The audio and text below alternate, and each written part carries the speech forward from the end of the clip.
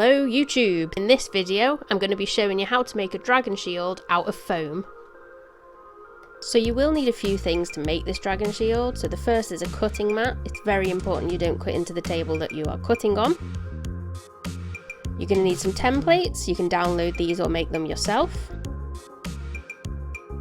You're going to need a knife, a box cutter or an X-Acto knife type are fine, some contact adhesive, a pen for marking out the templates, some spare blades if you don't have a sharpening stone, and foam. This is 10mm, so let's do this.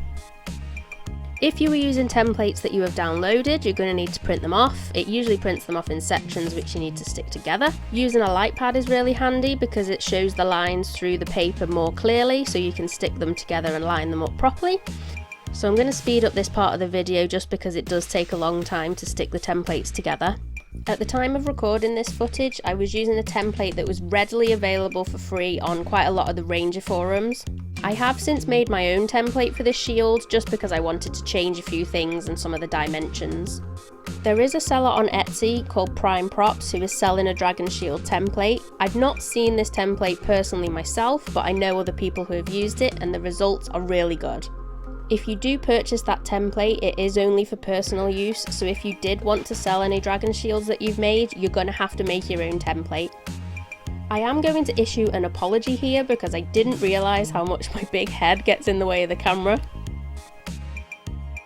Once your template is all stuck together, you're going to need to cut it out. As you can see, I'm just using basic scissors for this bit. Once I printed this template out, some of the lines were a bit faded, so I've just gone round it with a pen to make sure I can see everything quite clearly.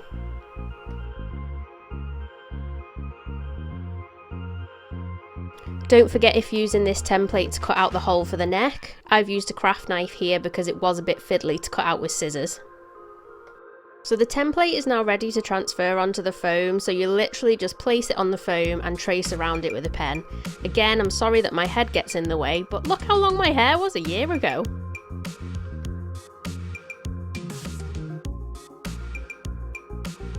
So now you're going to have to cut this piece out. You can keep your knife straight in the foam for this, you don't need any kind of angle cuts, but you are going to have to apply some pressure because it is 10mm foam, so it's quite thick to get through. Always make sure that you've got a really sharp knife to keep the cuts clean.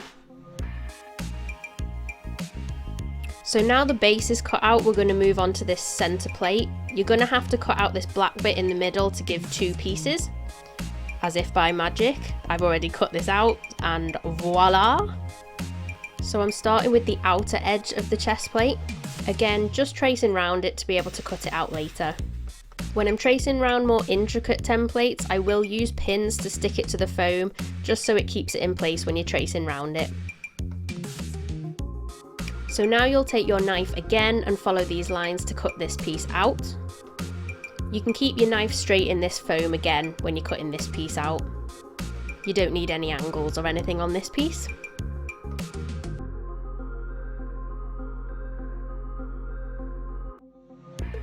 So now onto the diamond of the chest plate. Again, trace around this with your pen, but it's slightly different from the other cuts because on this we're going to have to do an outward angled bevel cut. To do this, instead of having your blade straight, you need to tilt your knife away from the line of the piece that you're wanting to cut out. This kind of cut can be pretty tricky when you're first starting out, so you might want to just practice it a couple of times before you start, but it will eventually give you a nice clean bevel cut.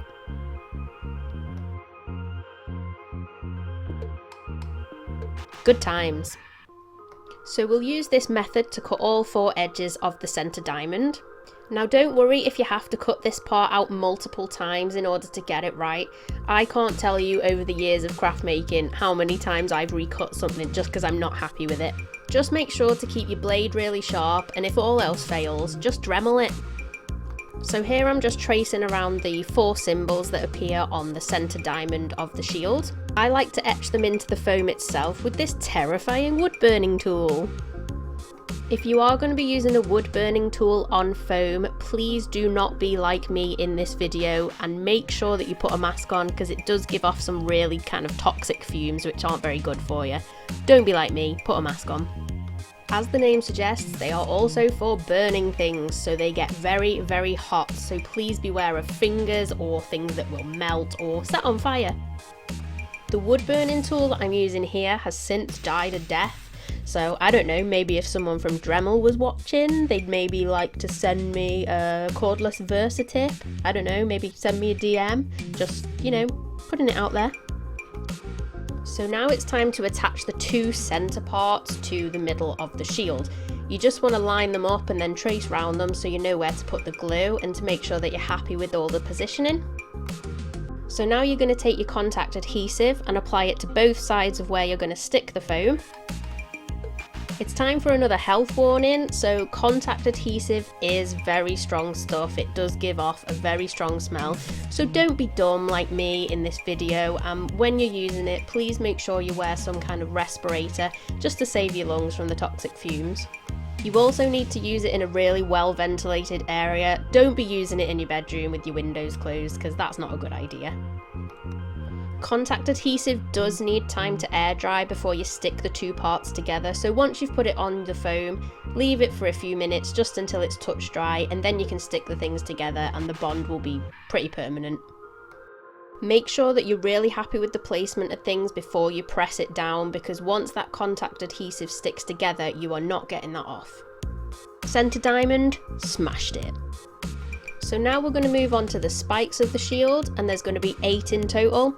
Don't ask me why there's only 7 here, because I really can't tell you.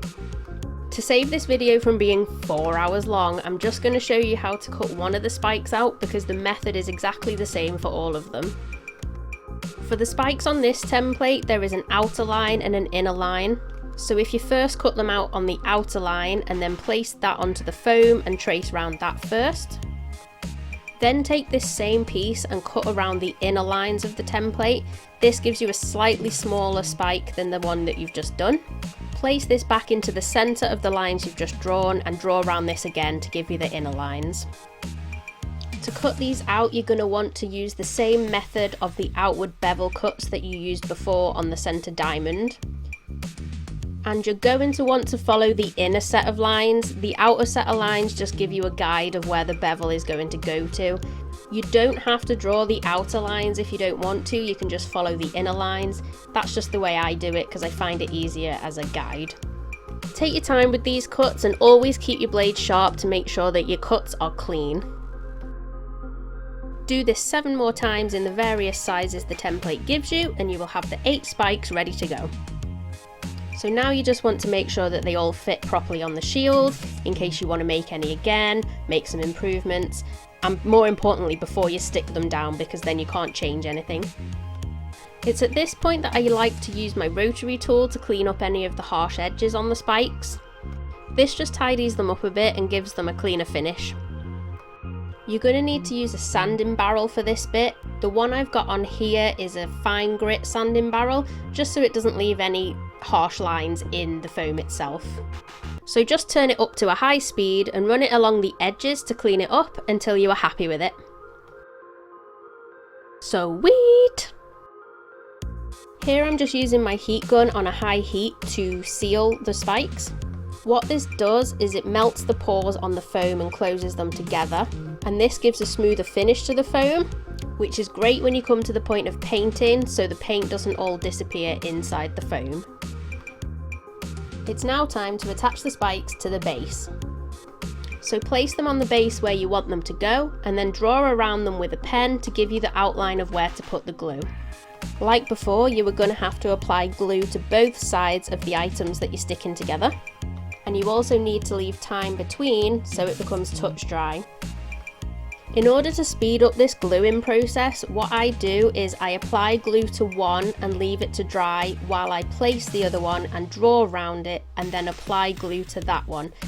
While I'm applying glue to the next spike, it gives enough time for the previous one to dry. Then you can stick this one down and continue to apply glue to the next one and repeat this process until you've stuck all of the spikes to the base of the shield. This is a really awesome video of the back of my head, so I really hope you're enjoying it. I promise to not block the view in the next video so you can actually see what's going on. As before, you need to make sure the placement is correct before you stick them down properly, because if you stick them down and then realise that you need to move them, it's going to be very difficult to get them back off the base of the shield.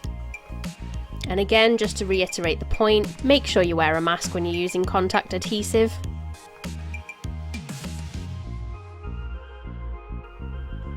And that's all the spikes glued down. Ta-da! Now what you need to do is shape the shield so it gives it that curve so you can actually wear it as a shield.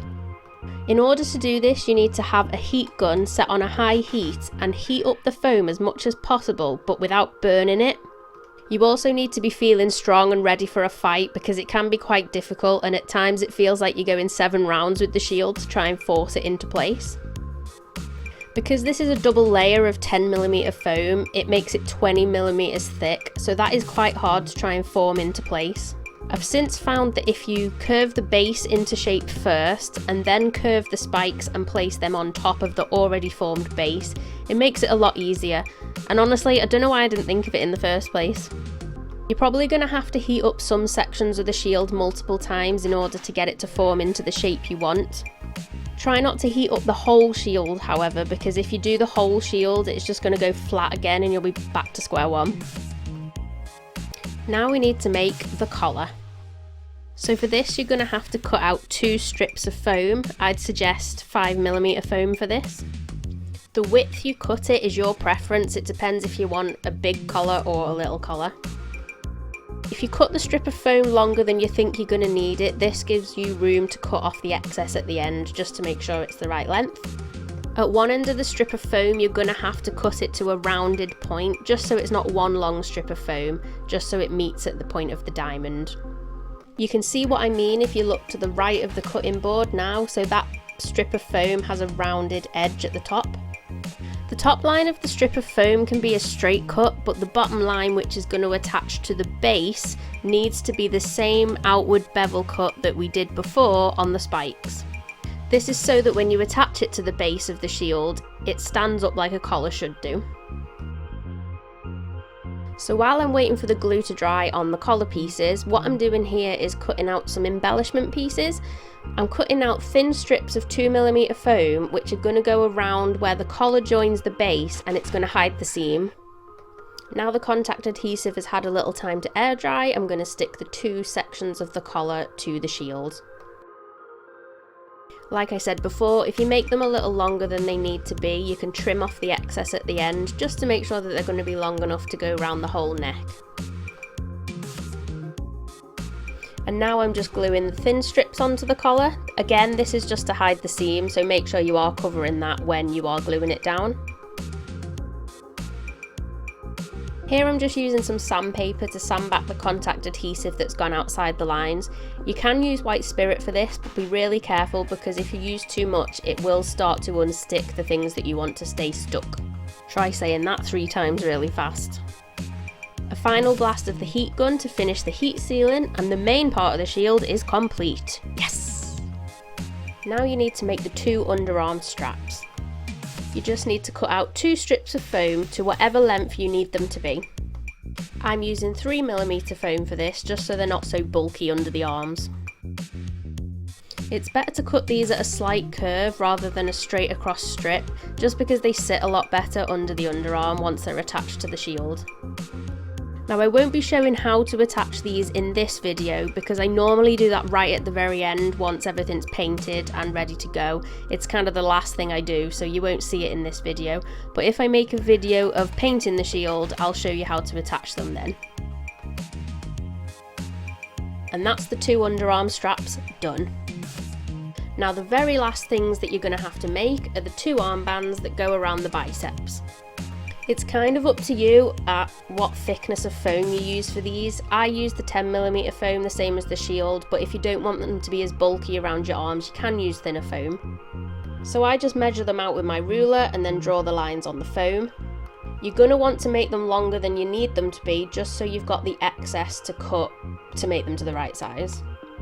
When you are measuring for the armbands, you're going to be measuring around a relaxed bicep. Don't flex your bicep, because this will make them bigger than they need to be and they'll fall down when your arm is relaxed.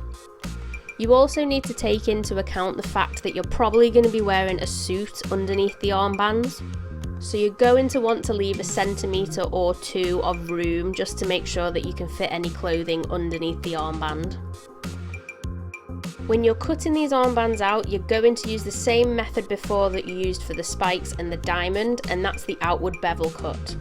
This gives them a nice beveled edge at the top and the bottom and just makes them look a bit fancy.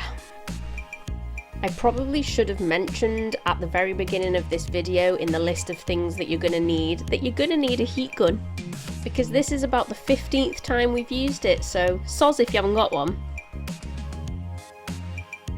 In order to make these armbands round like they're supposed to be, you're going to need to heat the foam up and then form it into place. You can do this by folding it up once it's heated, and I suggest putting a bit of masking tape around it to hold it in the circular place as it cools down, and then it will stay in that place. Then you just need to glue them together with the contact adhesive, and they'll be in the right shape for you to wear around your arm. And that, my friends, are all the steps you need to follow if you want to make your very own dragon shield. If you have made it this far and you're still listening to me waffling on after 16 minutes and 29 seconds, then congratulations! Honestly, I hope you've enjoyed the video. If you have, please give me a like, maybe a subscribe. If you've got any questions, feel free to leave them in the comments. If you've hated the video and never want me to make another video again, leave that in the comments too, because at the end of the day, it's all traffic for my YouTube page anyway, so that's all good. Thank you very much for watching, I really appreciate it, and hopefully I'll see you again next time.